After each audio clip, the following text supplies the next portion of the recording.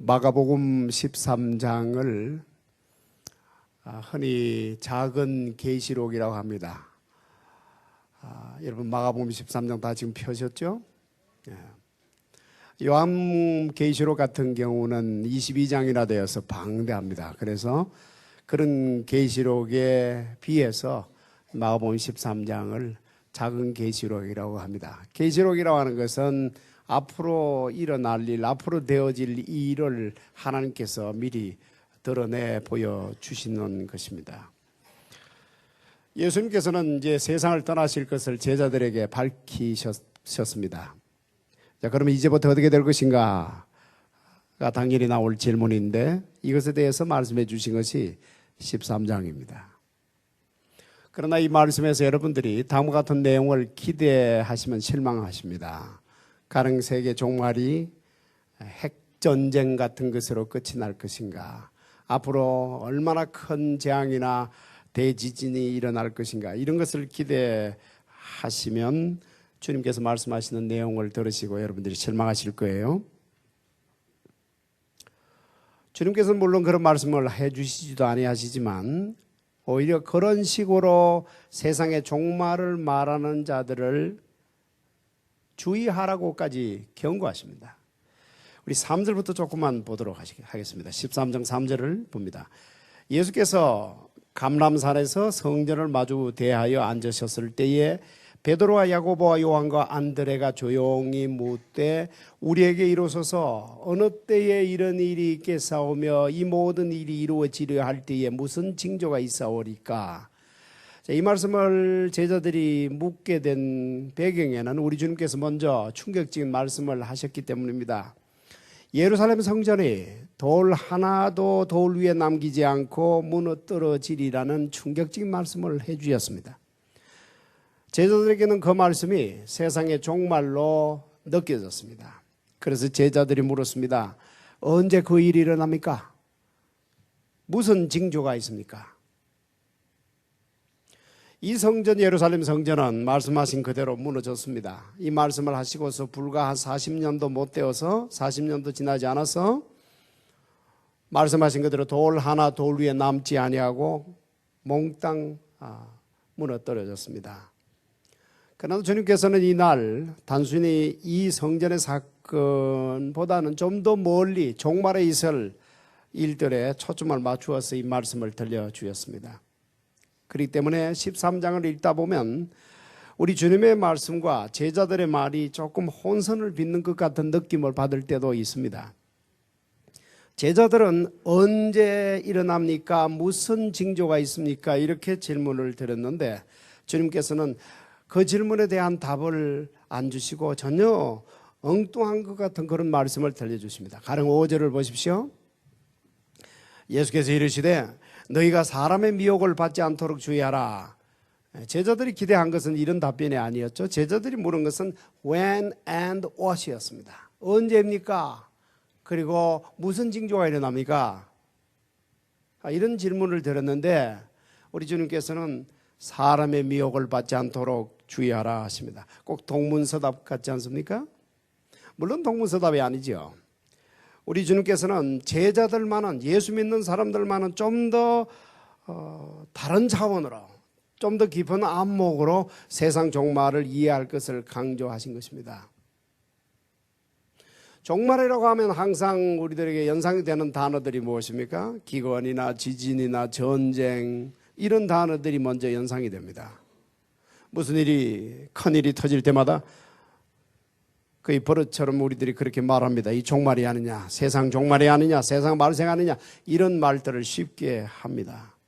주님께서는 적어도 예수 믿는 사람들만은 조금은 더 깊은 안목으로 세상 종말을 보기를 원하십니다. 오히려 그런 식으로 세상 종말을 보는 것을 경고까지 하셨습니다. 7절을 보시기 바랍니다. 난리와 난리의 소문을 들을 때에 두려워하지 말라. 이런 일이 있어야 하되 아직 끝은 아니니라. 민족이 민족을, 나라가 나라를 대적하여 일어나겠고 곳곳에 지진이 있으며 기근이 있으리니 이는 재난의 시작이니라. 이 종말이 아니란 말이에요. 그런 것들로 세상 종말이나 끝이다 이렇게 하지 말라고 오히려 주의를 주고 있습니다. 적어도 예수 믿는 사람들은 하나님을 알지 못하는 세상 사람들이 말하는 그런 수준으로 세상 종말을 이야기해서는 안 될 것을 지금 말씀하시는 거예요. 좀 더 깊은 안목으로 볼 수 있도록 이제 말씀하시는데, 그보다 깊은 안목, 이것에 관해서 오늘 24절부터 끝까지 우리 주님께서 말씀해 주십니다. 이날 주님에게 물어본 제자들은 요한, 야고보, 베드로, 안드레였습니다. 이 네 사람의 제자들이 조용히 물었다고 성경은 기록하고 있습니다. 또는 종용히 물었다고 성경은 기록합니다. 이 조용히 또는 종용히라는 말은 영어로는 privately입니다. 이 사적으로 친밀하게 아주 가까이에서 귀속말로 이런 뜻입니다. 이것은 우리 주님께서 들을 귀 있는 자는 들을 수 있도록 이라는 뜻과 같이 말씀하신 거예요. 이 사랑하는 사람들끼리만 이해할 수 있는 그런 말씀을 들려주셨습니다. 여러분, 이 네 제자는 요한과 야고보와 베드로와 안드레, 이 네 제자들은 우리 주님에게 특별한 사람들입니다. 이 네 사람은 우리 주님의 12제자 중에서 제일 먼저 부르신 최초의 제자들입니다. 12명이 우리가 많이 언급을 합니다만은 특별히 그 중에서도 그 특별한 사람들입니다. 또 메시아라고 하는 말을 최초로 사용한 사람들이 바로 이 사람들입니다. 성경에서 메시아라는 말을 최초로 사용한 제자가 안드레입니다. 안드레가 예수 그리스도의 메시아를 알고 난 후에 만나고 난 뒤에 얼마나 기뻤던지 형제인 베드로에게 달려가서 우리가 메시아를 만났다고 처음으로 성경에서 메시아 그리스도라는 말을 최초로 한 사람이 안드레입니다. 성경에서 두 번째로 메시아라 또는 그리스도 같은 말인데 메시아라는 말을 쓴 사람은 사마리아 우물가의 여인입니다. 이 참 흥미있지 않습니까? 첫 번째로 말한 사람은 유대인인 안드레였는데 두 번째로 말하는 사람은 이방인인 그 우물가의 여인이었습니다. 이 여인이 물 기르러 이 물동이를 들고 우물가에 나왔어요. 거기서 메시아를 만나고는 동네로 달려내려가서 사람들을 향해서 보라, 이 사람이 메시아가 아니냐 이렇게 외쳤습니다. 이 두 사람이 메시아를 만난 후에 취한 행동에 어떤 공통점이 있습니다. 마가복음 1장 18절을 찾아보십시오.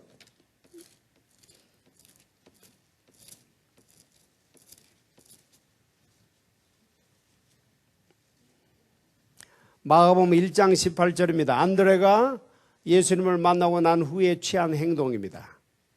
다 같이 읽읍시다. 곧 그물을 버려두고 따르니라. 예, 그물을 버렸습니다. 이번에는 우물가 여인이 취한 행동입니다. 요한복음으로 가보십시다. 요한복음 4장입니다.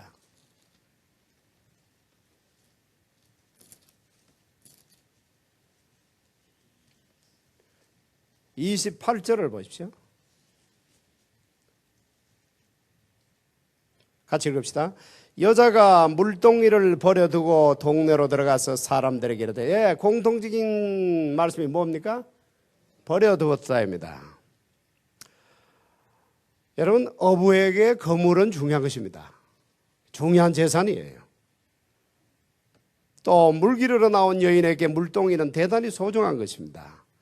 그러나 메시아를 만난 사람들은 이런 모습들을 보입니다. 지금까지 살아오면서 소중하게 또는 소중하다고 여겼던 것들을 미련 없이 버립니다. 사도 바울 같은 이는 예수님 만난 후 그때까지 그토록 소중하다고 여긴 것들을 배설물같이 버렸다고 빌립보서 3장에 기록해 놓고 있습니다. 우리가 말씀을 하기가 좀 조심스러워서 배설물이라고 했습니다마는 원문의 뜻은 똥이란 뜻입니다. 더 좋은 것을 만났기 때문에 덜 좋은 것은 배설물처럼 버렸어요. 메시아를 만난 자마다 이렇게 덜 좋은 것 버리고 더 좋은 메시아를 따라갑니다. 사실은 이 세상의 모든 영혼들이 이 메시아를 소원하고 갈망합니다. 그 호칭을 뭐라고 하든 상관이 없어요.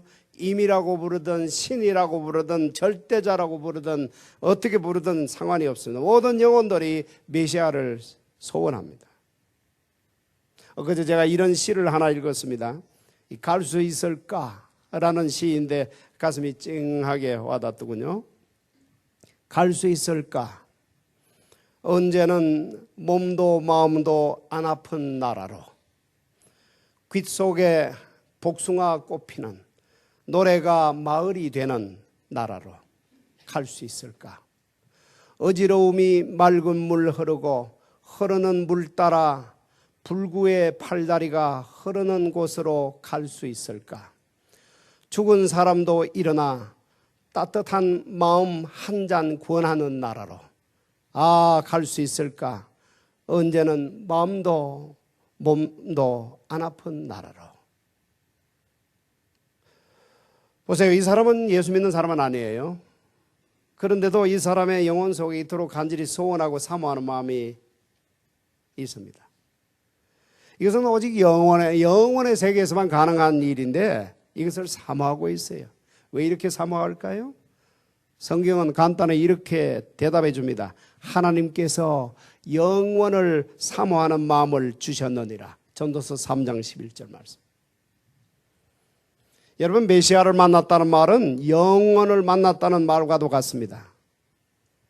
이 7, 80년 유한한 인생들이 메시아를 만나고 나면은 죽지 않고 아프지 않고 그 시인의 말대로 따뜻한 마음 한 잔 구원하는 영원한 나라로 들어갈 수가 있습니다.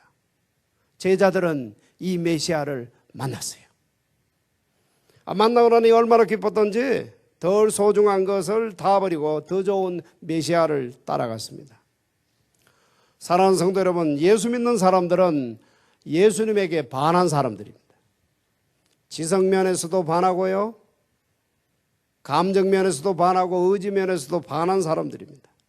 예수님에게 완전히 반한 사람들. 이 감난산에서 주님 곁에 앉아있는 이 네 사람은 특별히 예수님에게 완전히 반한 사람들이었습니다. 오늘 말씀은 그렇게 반해버린 사람들에게 주님께서 들려주신 말씀입니다. 앞으로 일어날 중요한 사건들에 대해서 말씀해 주셨습니다. 그러나 자세히 읽어보면 이날 주님께서 이 네 사람에게 들려주신 말씀은 사실은 딱 한 사건입니다. 많은 말씀을 들려주시기는 하셨습니다. 하도 궁금해하니까 이 말씀도 해주시고 저 말씀도 해주셨지만 자세히 보면 결국 한 말씀입니다. 이런 일이 일어난다고 하시면서 이 말씀만 집중적으로 들려주셨어요. 그게 무엇입니까? 구름 타고 오신다입니다. 구름 타고 오신다. 여러분, 이게 무슨 말씀이겠습니까? 많은 사람들이 이 말씀을 해석해버리고 애를 썼습니다. 구름 타고 오신다는 말씀 도대체 이게 무슨 뜻이냐? 사람들이 좀 알아듣기 쉽게 풀어보려고 많이 애를 썼습니다. 사실 쉬운 말씀은 아니에요. 비행기 타고 오신다라든가 기차 타고 오신다고 그러면 좀 쉽게 알아듣겠는데 구름 타고 오신다고 하니까 좀 어렵게 들릴 수도 있습니다. 그래서 이렇게도 해석해보고 저렇게도 해석을 해보았습니다. 어떤 사람은 구름이라고 하는 것은 하나님의 임재를 뜻하는 것이니까 이 말씀은 바로 예수님이 하나님으로 다시 오신다는 뜻이다, 이렇게도 해석을 했습니다. 또 어떤 사람은 이 말씀은 드디어 우리 주님께서 자신을 드러내신다는 뜻이다. 마치 구름 뒤에 가려져 계셨던 것처럼 보이는 우리 예수님께서 마침내 때가 되어서 하나님으로 구름 밖으로 자신을 드러내 보이신다는 뜻이다 라고도 해석을 했습니다. 어쩌면 이 모든 해석이 맞는 해석일지 몰라요. 그러나 여러분, 이 말씀은 원래 영혼의 언어입니다. 대통령, 임금, 비행기 타고 온다는 건 이런 단어들은, 이런 말들은 모두 세상 언어입니다. 메시아는 영혼의 언어예요. 여러분, 영혼의 언어는 세상의 언어로 해석하기가 쉽지 않습니다. 구름 타고 오신다는 말씀도 그래서 좀 알아듣기 힘든 말씀이 될지 모르겠습니다. 그러나 영혼이 예수님을 만난 사람들, 그래서 하나님의 사랑이 무엇인지를 알게 된 사람들은 굳이 해석하려고 하지 않습니다. 구름 타고 오신다는 말씀 그대로가 좋은 거예요. 구름 타고 오신다는 이 애매한, 어떤 면에서는 두루뭉술한 이 말씀이 오히려 그대로 좋고, 이 애매한 말씀을 듣고도 주님을 사랑하는 사람들은 눈물을 글썽입니다.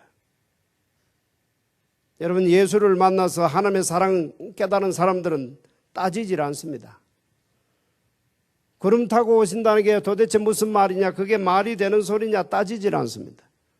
그렇게 말씀해 주신 이가 사랑하시는 바로 그분이기 때문에 그런 애매한 말씀 듣고도 눈물을 흘리면서 기다립니다. 여러분, 중요한 것은 오신다입니다. 구름을 타고 오시든 비행기를 타고 오시든 기차를 타고 오시든 그게 무슨 상관이겠습니까? 오신다, 이게 중요합니다. 주님이 다시 오신다, 이게 중요한 거예요. 바로 이것이 세상 끝날에 일어날 제일 중요한 일이라고 오늘 주님은 특별히 사랑하는 그 네 제자들에게 privately, 조용히, 종용히, 은밀하게, 귀속말로 그렇게 들려주신 것입니다.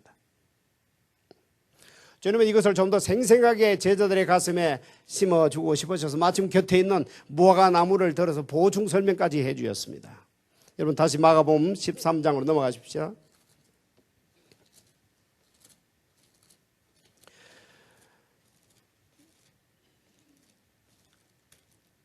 13장 28절을 보십시오. 무화과 나무의 비유를 배우라. 그 가지가 연하여 지고 잎사귀를 내면 여름이 가까운 줄 아나니. 여러분, 이 당시에 감람산은 무화과 천지였습니다. 지천의 무화과 나무들이, 지금도 가보면 무화과 나무가 많이 있습니다만은 특별히 이때는 무화과 나무가 참 많았습니다. 때는 4월 말입니다. 5월이 바로 눈앞에 있습니다. 이때가 되면 무화과 나무마다 가지마다 전부 물이 오르고 어떤 가지는 싹을 내고요, 작은 잎사귀마저 내는 무화과 나무들도 있습니다. 이 팔레스타인은 이곳 캘리포니아 비슷해서 봄과 가을이 굉장히 짧습니다. 봄이 왔는가 싶으면 벌써 여름입니다. 무화과 나무에 가지가 연해지고 싹이 나왔다 싶으면 여름이 들이닥친 겁니다. 이 무화과 나무를 가리키면서 우리 주님은 제자들에게 우리 주님 당신 자신이 다시 오실 것을 이렇게 쉽게 풀어주신 거예요. 또 보충 설명해 주세요. 저 무화과 나무 보이지? 베드로 보이지? 예, 보입니다. 지금 가지가 어떠냐? 물이 올랐는데요. 싹도 나왔는데요. 그럼 언제 어떻게 되냐? 여름이 바로 눈앞에 닥쳐왔지. 바로 눈앞에 닥쳐왔는데요. 그처럼 내가 곧 올 거다고. 이렇게 들려주신 거예요. 이런 말을 하는 사람들이 가끔 있지요.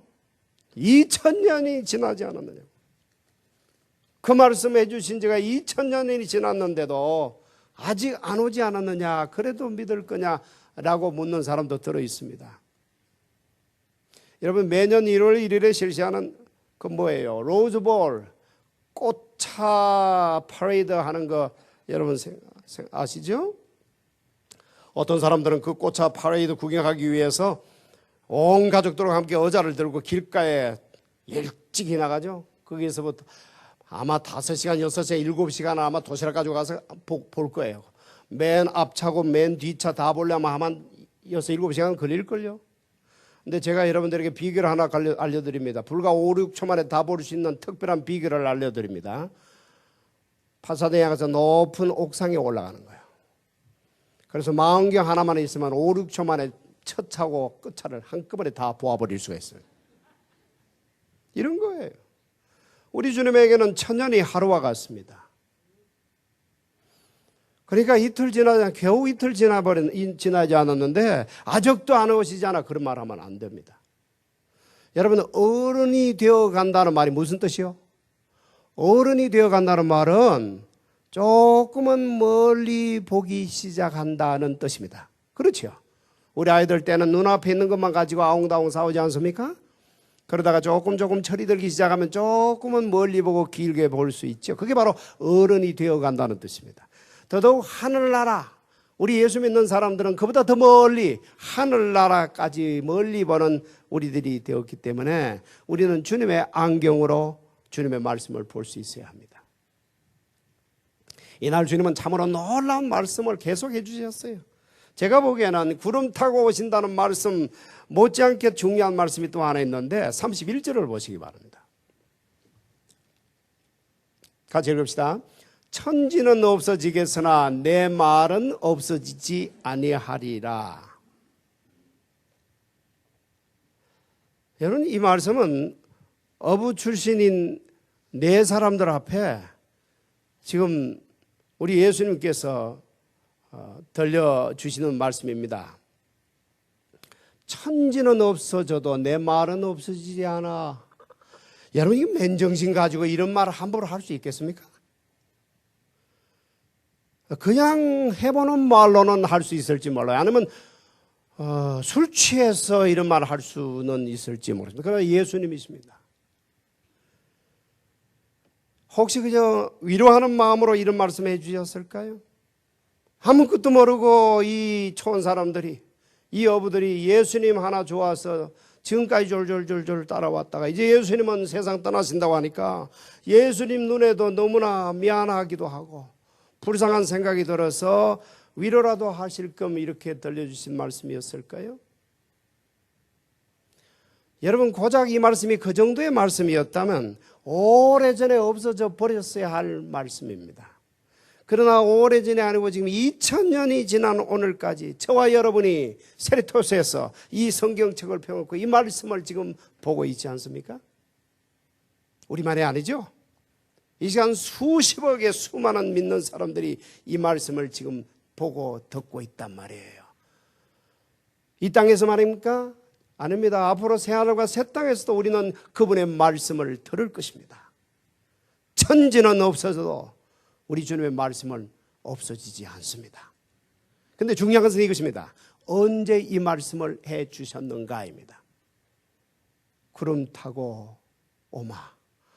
내가 구름 타고 다시 오리라. 이 말씀 해 주시는 가운데 이 말씀 해 주신 거예요. 이것이 중요합니다. 사랑하는 성도 여러분, 이러니 예수님이 안 오실 수가 없습니다.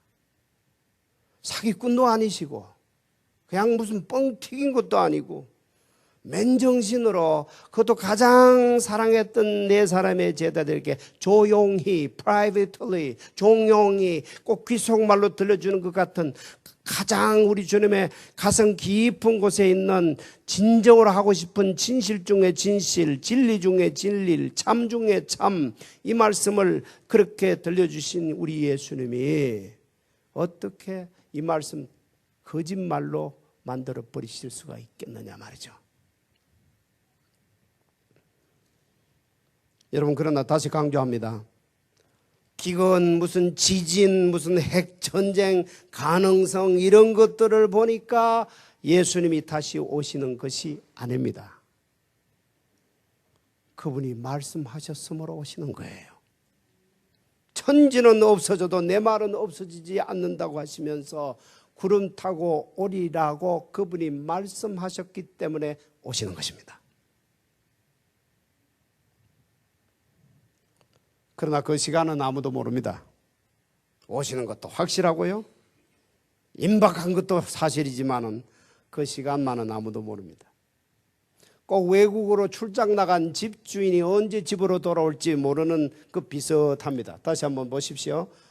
34절입니다. 가령 사람이 집을 떠나 타국으로 갈 때에 그 종들에게 권한을 주어 각각 사물을 맡기며 문지기에게 깨어 있으라 명함과 같으니, 집주인이 지금 타국으로 갔습니다. 지금도 아닙니다. 옛날 2000년 전에 집주인이 타국으로, 외국으로 나갔다고 생각해 보십시오. 그때 무슨 전화가 있습니까? 무슨 이메일이 있습니까? 뭐가 있습니까? 지금처럼 자동차를 타고 비행기를 타고 하는 그런 시절도 아닙니다. 그러니까 통신수단, 교통수단이 이루 말할 수 없이 미비했던 그 시절입니다. 그런 때 집을 나서면 집주인이 그것도 이웃 동네 간 게 아니고 외국으로까지 갔다고 하면 언제 몇 시에 올지 알 길이 없는 거예요. 지금은 그분이 안 알려도 제3자한테 수소문하면 언제 떠났다 어디로 갔다 알 수 있죠. 그야말로 주인이 집에 와야 오는 거예요. 그런 때입니다. 그래서 혹 저물 때일런지 밤중일런지 닭 울 때일런지 새벽일런지 알 수가 없는 것입니다. 그러니 종들은 천상 깨어 있을 수밖에 없습니다. 호련히 주인이 돌아와서 졸고 있는 모습을 보게 되면 그 종은 그 시간으로 보따리 사가지고 집을 나가야 합니다. 자, 여기까지가 제자들에게, 내 제자들에게 들려주신 우리 주님의 말씀이었어요. 감람산에서 말이죠.